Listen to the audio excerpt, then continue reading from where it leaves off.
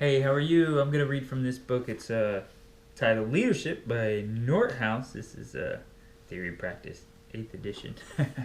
This will be chapter 3. On page 64, it is case study 3.3, Andy's Recipe. Andy Garofalo owns an Italian restaurant that sits in the middle of a a cornfield near a large Midwestern city. On the restaurant's far wall is an elaborate mural of the canals of Venice. A gondola hangs on the opposite wall, up by the ceiling. Along another wall is a row of real potted lemon trees. My ancestors are from Sicily, says Andy. In fact, I can remember seeing my grandfather take a bite out of a lemon, just like the ones hanging on those trees. Andy is very confident about his approach to this restaurant, and he should be because the restaurant is celebrating its 25th anniversary. I'm darn sure of what I want to do. I'm not trying different fads to get people to come here. People come here because they know they will get great food. They also want to support someone with whom they can connect. This is my approach. Nothing more, nothing less. Although other restaurants have folded, Andy seems to have found a recipe for success. Since opening his restaurant, Andy has had a number of managers. Currently he has 3, Kelly, Danielle, and Patrick.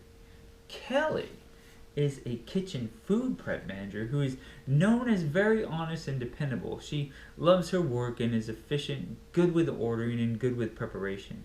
Andy really likes Kelly but is frustrated with her because she has such difficulty getting along with the sales people, delivery people, and wait staff. Danielle, who works out front in the restaurant, has been with Andy the longest 6 years. Danielle likes working at Garofalo's. She lives and breathes the place. She fully buys into Andy's approach of putting customers first.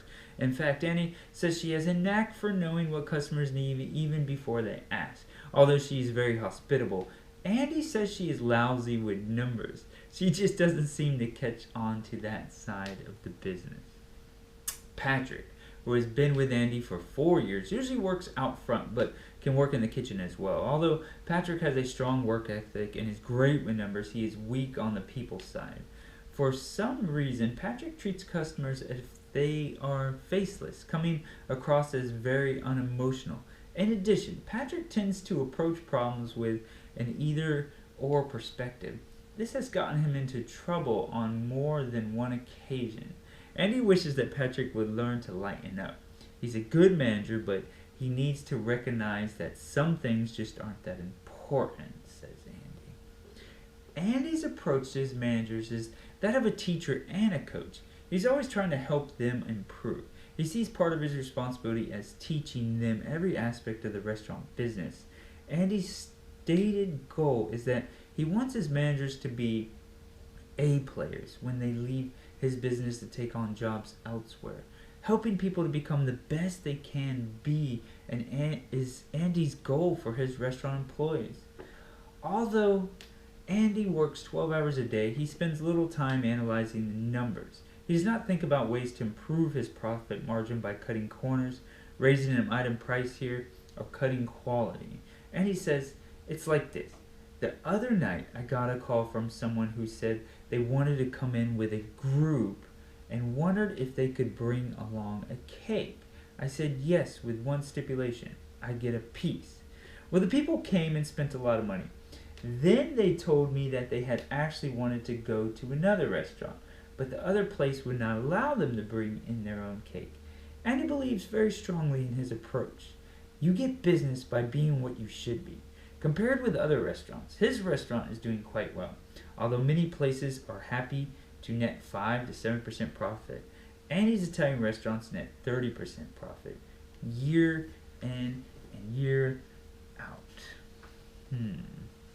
Questions. What accounts for Andy's success in the restaurant business? From a skills perspective, how would you describe the 3 managers, Kelly, Danielle, and Patrick? What does each of them need to do to improve his or her skills?